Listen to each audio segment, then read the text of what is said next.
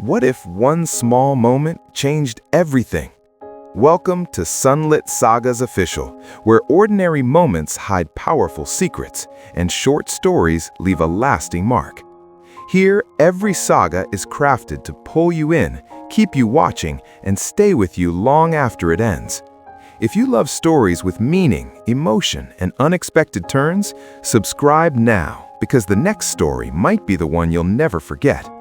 But before the story begins, ask yourself this: how many moments in your life felt ordinary until they weren't?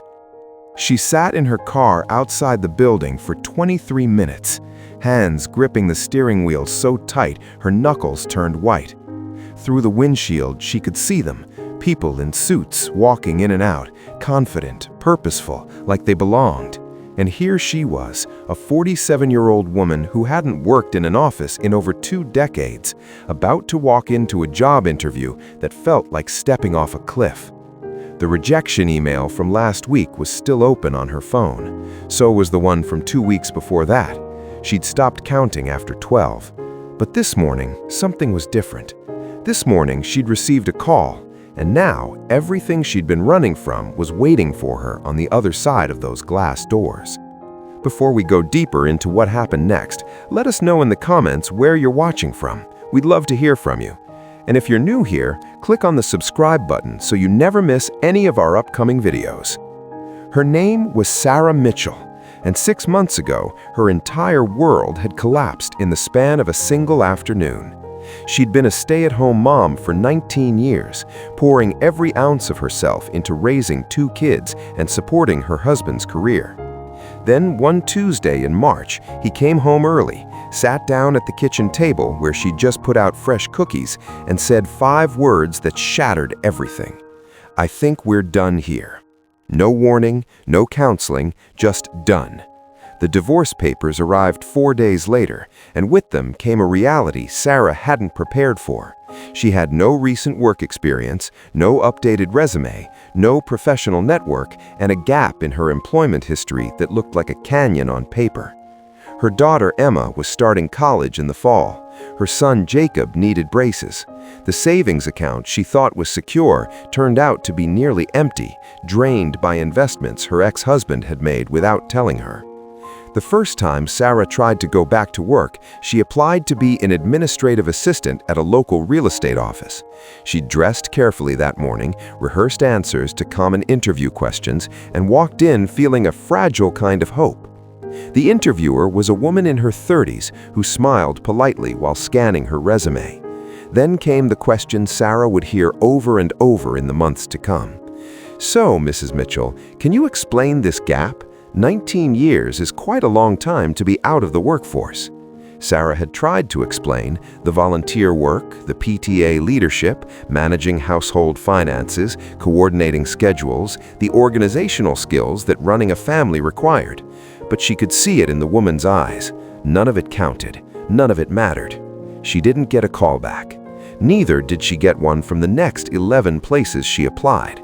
With each rejection, a voice in Sarah's head grew louder, more insistent. "You're not good enough. You're too old. You have nothing to offer. You should have thought about this before you gave up everything." By May, Sarah had stopped sleeping through the night. She'd lie awake, calculating bills, running through worst-case scenarios, wondering if she'd end up losing the house, if she'd have to pull Emma out of college before she even started. During the day, she'd paste on a smile for the kids, but at night, alone in her room, she'd cry until her throat hurt. Her sister Linda would call and tell her to stay positive, to keep trying, but positive thinking doesn't pay the mortgage. Her mother suggested she might need to lower her expectations, maybe look at retail or fast food. And while Sarah knew there was no shame in any honest work, the thought of starting over at minimum wage when she had 2 kids to support felt like drowning. What haunted her most wasn't the rejection itself, it was the growing belief that maybe everyone was right. Maybe she really had wasted 19 years. Maybe she'd made a terrible mistake choosing family over career. Maybe she was exactly what those polite rejections implied: irrelevant, outdated, unemployable. Then 3 weeks ago, something unexpected happened. Sarah was at the grocery store, exhausted and barely holding it together, when she ran into an old friend from college named Patricia. They hadn't spoken in years, but Patricia recognized her immediately and insisted on catching up for coffee. Sarah almost said no. The last thing she wanted was to explain her situation to someone who probably had their life perfectly together. But something in Patricia's warm smile made her say yes. Over coffee, Sarah found herself telling the truth, all of it. The divorce, the job search, the rejection, the fear that she'd somehow become invisible. And Patricia listened, really listened, in a way no one had in months. Then Patricia said something Sarah wasn't expecting. "I run a nonprofit called Second Horizon. We help women transition back into the workforce after major life changes. And Sarah, I'm not just saying this to be nice. What you did for 19 years, that's executive-level project management. You just didn't get paid for it." Patricia explained that their organization worked with companies specifically looking to hire women who'd taken career breaks. She asked if Sarah would be interested in training and interview coaching. Sarah's first instinct was to decline, to say she didn't need charity, but then she looked at Patricia's face and saw something there that stopped her: respect. The training was harder than Sarah expected, not because the material was difficult, but because it forced her to confront every doubt she'd been carrying. The program was run by a woman named Monica Chen, a former corporate executive who'd taken 8 years off to care for her aging parents and then fought her way back into the business world. Monica didn't sugarcoat anything. On the first day, she told the room full of women, "The world made you feel invisible, but you're not going to fix that by apologizing for your choices. You're going to fix it by owning your worth." Over 4 intensive weeks, Sarah learned how to reframe her experience, how to translate volunteer leadership into management skills, how to speak about her career gap with confidence instead of shame. More importantly, she met other women who understood exactly what she was going through, women who'd been told they were too old, too inexperienced, too much of a risk, women who refused to believe it. The callback came on a Thursday morning. A marketing firm called Meridian Strategies wanted to interview her for a project coordinator position. Sarah's hands shook as she wrote down the details.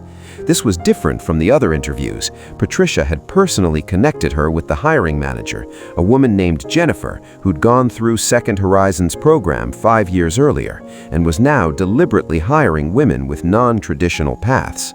But knowing that didn't make the fear go away. The night before the interview, Sarah couldn't eat. She kept thinking about all the ways she might mess it up, all the questions she might not be able to answer, all the younger, more qualified candidates who were probably applying. Emma found her sitting on the bathroom floor at 2 in the morning, crying. Her daughter sat down next to her without a word and just held her hand. After a long silence, Emma quietly said, "Mom, you taught me that failure only happens when you stop trying. Were you lying, or do you actually believe that?" It was a question that hit Sarah right in the chest. She realized her kids had been watching her through all of this, watching how she handled rejection, how she dealt with fear, what she did when life knocked her down. And right now, they were watching her decide whether to keep fighting or give up. So that's how Sarah ended up in her car outside Meridian Strategies, hands on the steering wheel, heart pounding so hard she could hear it. She looked at herself in the rearview mirror, the gray streaks she'd stopped dying out, the lines around her eyes that mapped out years of laughter and worry, the face of a woman who'd lived a full life, even if the professional world didn't recognize it. She thought about the 19 years everyone kept calling a gap, but which she knew were filled with moments that mattered. Teaching her son to read, coaching her daughter through heartbreak, managing crisis after crisis with grace, even when she felt like falling apart. She thought about Monica's words from their last training session. "They're going to ask you about that gap, and when they do, I want you to look them in the eye and tell them exactly what you accomplished, not with apology, with pride." Sarah took a deep breath, grabbed her folder, and opened the car door. Her legs felt unsteady as she walked across the parking lot, but she kept moving, through the glass doors, into the elevator, up to the 4th floor. The interview room was smaller than she expected, and somehow that made it less intimidating. Jennifer was a black woman in her early 40s with kind eyes and a firm handshake. She didn't waste time with small talk. She pulled out Sarah's resume, looked at it for a moment, then looked up with a slight smile. "So, Sarah, tell me about these 19 years." And something shifted in that moment. Instead of the defensive, apologetic explanation Sarah had given so many times before, she heard herself speaking with a steadiness that surprised her. She talked about managing complex schedules for multiple people with competing priorities, about crisis management when her son broke his arm during a family vacation 3 states away, about budget oversight and resource allocation and stakeholder communication, except the stakeholders were teachers, coaches, doctors, and family members. She talked about leading a fundraising campaign that brought in $40,000 for the school. She talked about conflict resolution and team building and adaptability. And as she spoke, she watched Jennifer taking notes, nodding, occasionally smiling. When Sarah finished, Jennifer set down her pen and said, "That's exactly the kind of person we need here. Someone who can juggle chaos and still deliver results. Someone who doesn't need everything to be perfect to get the job done." But then Jennifer asked the question Sarah had been dreading. "I need to be honest with you, Sarah. We have other candidates with continuous work history and direct industry experience. Why should I take a chance on you instead of playing it safe with someone who looks better on paper?" The room went quiet. Sarah felt that familiar fear rising up, the voice that whispered she wasn't good enough, that she should just accept she couldn't compete. But then she thought about her daughter's question. She thought about the women in her training group who were fighting the same battle. She thought about every single time she'd been told she didn't measure up. And she looked Jennifer straight in the eye and said something she'd never said in any previous interview. Because playing it safe means hiring someone who's never had to rebuild themselves from nothing. You want someone who shows up every day grateful for the opportunity and determined to prove themselves? That's me. You want someone with resilience who won't crumble when things get hard? I've survived worse than a difficult deadline. And you want someone who understands that success isn't about having a perfect resume, it's about refusing to quit when everyone tells you that you should? Then I'm the person you're looking for. The words came out stronger than Sarah felt inside, but she meant every single one of them. Jennifer studied her for a long moment, and Sarah couldn't read her expression. Then Jennifer leaned back in her chair and did something unexpected. She smiled. A real smile that reached her eyes. "You know, 5 years ago, I was sitting where you are now. Different company, same doubts. Someone took a chance on me, even though I had a 7-year gap and no direct experience. And I've been waiting for the opportunity to do the same thing for someone else." She paused. "The job is yours if you want it. We can discuss salary and start date, but I'm going to be straight with you, Sarah. I'm not offering this because I feel sorry for you. I'm offering it because I think you're going to be damn good at it." For a second, Sarah couldn't breathe. She felt tears burning behind her eyes, but forced them back. "When can I start?" she managed to ask, her voice barely steady. Jennifer laughed. "How about 2 weeks? That'll give you time to get childcare sorted and mentally prepared. This job is fast-paced and demanding. I need someone who can hit the ground running." Sarah nodded, not trusting herself to speak. They shook hands, and as Sarah walked out of that building, something inside her felt different. Not fixed. The fear and doubt hadn't magically disappeared, but for the first time in months, she felt like herself again. 2 weeks later, Sarah started her first day at Meridian Strategies. It was overwhelming. New systems to learn, names to remember, processes that everyone else already knew. She made mistakes. She asked questions that probably seemed obvious to everyone else, but she showed up every single day and gave it everything she had. 3 months in, she was managing her first major project, coordinating between 5 different teams and keeping everything on track despite dozens of moving pieces. 6 months in, Jennifer pulled her aside and told her she was exceeding expectations. A year in, Sarah was training new hires and mentoring other women who'd taken career breaks. Emma finished her first year of college with honors.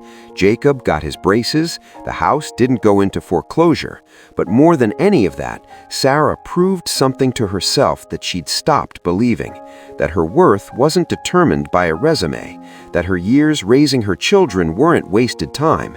And that starting over at 47 wasn't the end of her story, but the beginning of a new chapter she got to write herself. Looking back now, Sarah understands that the hardest part wasn't the rejection or the fear of failure. It was the voice in her own head telling her she wasn't enough, that she'd made wrong choices, that it was too late to matter. She'd spent months believing that voice, letting it convince her that everyone else was right and she was wrong. But the truth she finally learned was this: doubt is loud, but it's not always right. The world will tell you all kinds of stories about who you are and what you're capable of. Sometimes those stories are based on outdated rules that were never fair to begin with. And sometimes the bravest thing you can do is refuse to believe them. Not because you're certain you'll succeed, but because you're willing to try anyway. Because you understand that your value doesn't come from never falling down. It comes from getting back up, even when everything in you wants to stay on the ground. So, here's what we want to know from you. Have you ever felt like Sarah did, like you'd been erased or forgotten, like your contributions didn't matter because they didn't fit into someone else's definition of success? Have you ever doubted yourself so deeply that you almost gave up on something that mattered? And if you were in Sarah's position, sitting in that car outside the building, terrified and exhausted and barely holding on, what would you have done? Would you have walked through those doors, or would you have driven away? Think about that for a moment, because somewhere right now, someone is sitting in their own version of that car, wrestling with their own version of that doubt, trying to decide if they're brave enough to try one more time. And maybe your story, your encouragement, your refusal to let doubt win, maybe that's exactly what they need to hear. Comment below and tell us where you're watching from and what this story means to you. We'd love to know. And if this story touched something in you, if it reminded you of your own struggles or gave you even a moment of hope, subscribe so you never miss our upcoming videos. Because we're going to keep telling stories about real people facing real challenges and finding the strength to keep going. Stories that remind us all that doubt doesn't have to be the end. Sometimes it's just the beginning of discovering how strong we really are.